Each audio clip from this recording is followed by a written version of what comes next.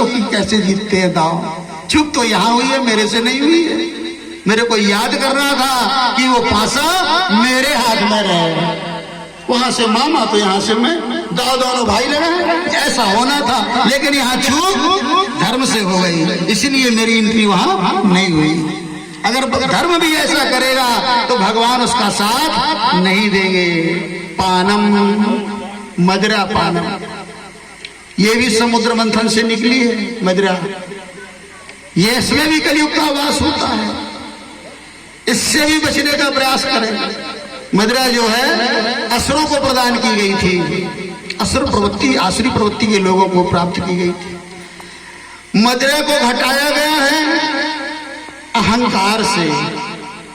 मदिरा का नशा तो ऐसा है कि रात के पियोगे तो सवेरे उतर जाएगी, सवेरे पियोगे तो रात तक उतर जाएगी।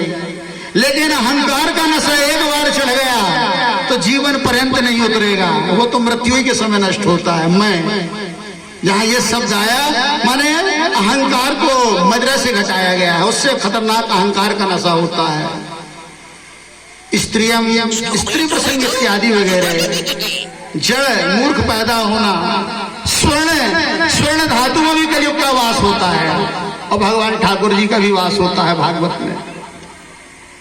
लीजिए, राजा परीक्षित ने इन 5 स्थानों में उनको स्थान दिया, जिसके कारण सबसे पहले इन्हीं के ऊपर जो है वो प्रवेश हो गया। स्वर्ण युक्त मुकुट आप पहने थे, बुद्धि धीरे धीरे भ्रमित होने लगी।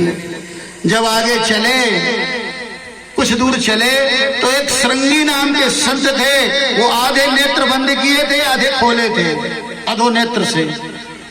जब थोड़ी दूर और चले तो देखा एक नाग था, मरा सा था, गिरता था, चलता था, फिर गिर जाता था। राजा परीक्षित के विचार में आया कि ये संत कैसा है, आधे नेत्र खोल के जो है पूजा कर रहा है, समाधि लगाए है। चलो अच्छा संयोग बन गया, ये नाग भी अधमरा सा है, इसको डालूंगा तो अगर ढोंगी होगा तो अभी भग जाएगा, क्योंकि बिना चले वो चलेगा ना। मरा तो नहीं था लेकिन मरा सा मरने ही वाला था। जैसे आदमी जेल नहीं चला जाता, जेल, और जेल से जब छूट के आता है तो अपन कहते हैं कैसा मरा सा हो गया है, लेकिन वो मरता कहाँ है।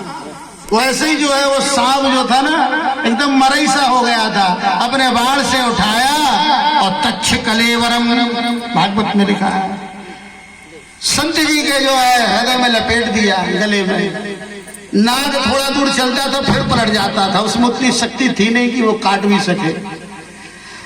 उस कमंडल का जल उठाया और राजा परीक्षित की बुद्धि जो है संत के परीक्षण निरीक्षण में चली गई। जल से भी छोड़ा, लेकिन संत तो वो संत थे, कोई दुष्प्रभाव नहीं पड़ा, चले गए वो।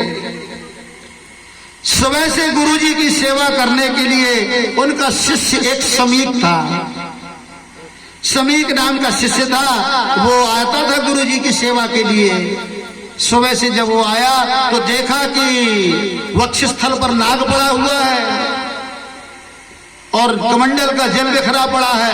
उससे इतना रोना आया, भागवत में लिखा है मुक्त कंठारुरोधः, उसका कंठ अवरुद्ध हो गया।